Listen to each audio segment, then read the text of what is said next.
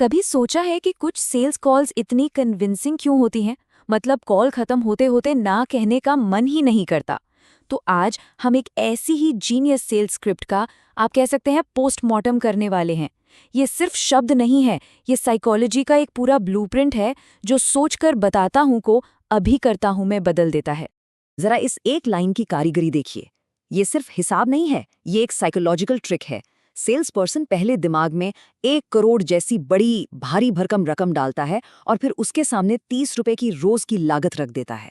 और अचानक वो बड़ा सा सालाना प्रीमियम एक कॉफी जितना मामूली लगने लगता है। कमाल है ना? तो यहाँ हम करने क्या वाले हैं? हम इस स्क्रिप्ट को परत दर परत छीलेंगे, हर शब्द, हर सवाल के पीछे की साइकोलॉजी को समझेंगे और देखेंगे कि ये पूरा सिस्टम आखिर काम कैसे करता है। और ट्रस्ट मी, ये एनालिसिस एक ज्यादा स्मार्ट कंज्यूमर बनने में मदद करने वाला है। तो चलिए शुरू करते हैं। अच्छा, किसी भी सेल्स कॉल का सबसे इंपॉर्टेंट पार्ट क्या होता है? सोचिए, पहले 15 सेकेंड्स। जी हाँ, यहीं पर या तो विश्वास बनता है या फिर कॉल कट जाती है। ये स्क्रिप्ट पहले कुछ सेकंड्स में ही बातचीत का कंट्रोल अपने हाथ में लेने के लिए डिजाइन की गई है। ये रहा पूरा गेम प्लान। पहले एक दमदार शुरुआत से ध्यान खींचना, फिर आराम से बातचीत करके क्वालिफिकेशन पूरी करना, उसके बाद जरूरत पैदा करना, फिर एक परफेक्ट सोल्यूशन देना, हर ना को हाँ में बदलना और आखिर में डील क्लोज करना। हर स्टेप की अपनी एक खास जगह है।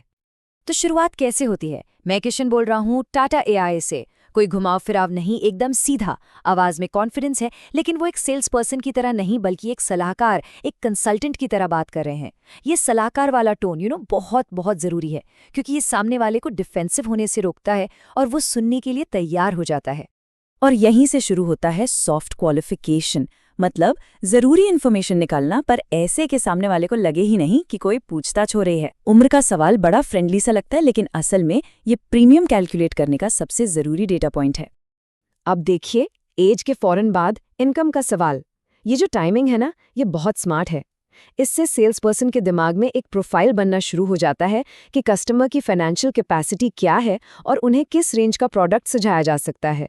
और सब कुछ एक आम बातचीत की तरह ही हो रहा है। और फिर एंड में हेल्थ से जुड़ा सवाल। इससे एलिजिबिलिटी और रिस्क का पता चलता है। और बस 3 आसान सवालों में सेल्स पर्सन के पास वो सारी जानकारी आ गई जिसकी उन्हें जरूरत है। Clever, right? मतलब कस्टमर को लगा कि बस एक फ्रेंडली सी बात हुई है, पर बैकग्राउंड में पूरा क्वालिफिकेशन राउंड ही खत्म हो गया। ओके, तो अब यहाँ से पूरा गेम बदल जाता है। अब तक जानकारी इकट्ठा की जा रही थी, अब कस्टमर के मन में एक ऐसी जरूरत पैदा की जाएगी जो शायद कॉल से पहले थी ही नहीं।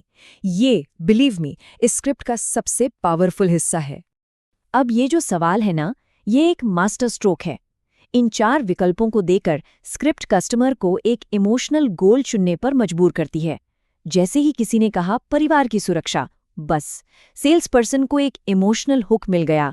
अब वो पॉलिसी की हर बात को इसी हुक से जोड़कर पेश करेंगे।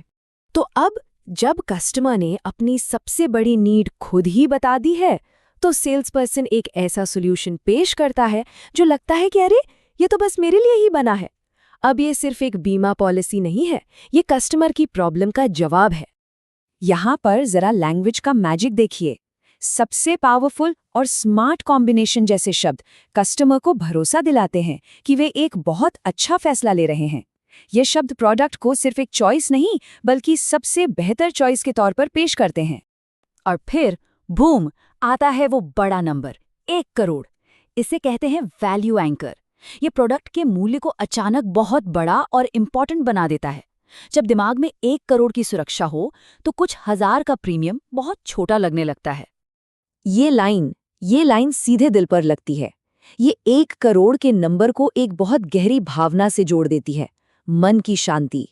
ये कस्टमर को अपने परिवार के भविष्य के बारे में सोचने पर मजबूर करती है। अब ये डील सिर्फ पैसों की नहीं रही, अब ये जिम्मेदारी की बन गई है। लेकिन क्या हो अगर कस्टमर फिर भी ना कहे? भाई, कह सकता है। एक अच्छी स्क्रिप्ट इसके लिए पहले से ही तैयार रहती है। अब हम देखेंगे कि ये स्क्रिप्ट सबसे कॉमन ऑब्जेक्शंस को कैसे तोड़ती है। ये सबसे कॉमन ऑब्जेक्शन है, ये बहुत महंगा है। लगभग हर कस्टमर ये कहता है। चलिए देखते हैं कि यह स्क्रिप्ट इस दीवार को कैसे पार करती है। और हम वापस आ गए उसी जीनियस लाइन पर।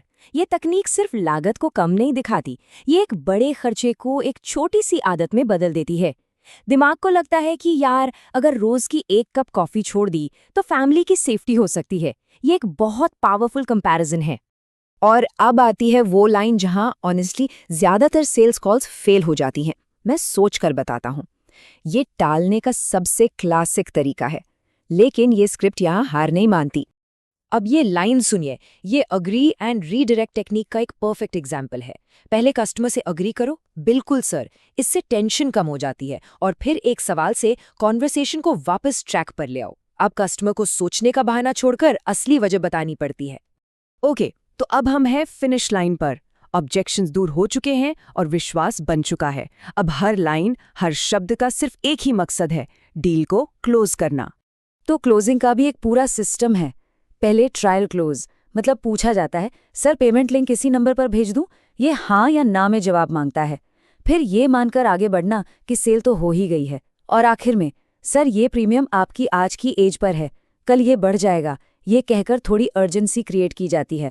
और हाँ, आखिर में एक बात हमेशा याद रखनी चाहिए, सबसे अच्छी स्क्रिप्ट भी एक उबाऊ डिलीवरी के साथ फेल हो सकती है। ये सिर्फ वर्ड्स नहीं है, ये उनके पीछे की एनर्जी है। आवाज में कॉन्फिडेंस, बोलते हुए चेहरे पर एक स्माइल, और ये बिलीव कि सेल तो होकर रहेगी, ये माइंडसेट ही इन शब्दों को असली पावर देता है। तो अगली बार जब कोई कुछ बेचने के लिए फोन करे, तो सुनने वाले सिर्फ एक ग्राहक नहीं होंगे, एक एनालिस्ट होंगे, एक ऐसा इंसान जो गेम को समझता है। और जब आप टेक्निक को पहचानने लगेंगे तो आप एक बेहतर फैसला ले पाएंगे। और बिलीव मी, यही नॉलेज ही असली पावर है।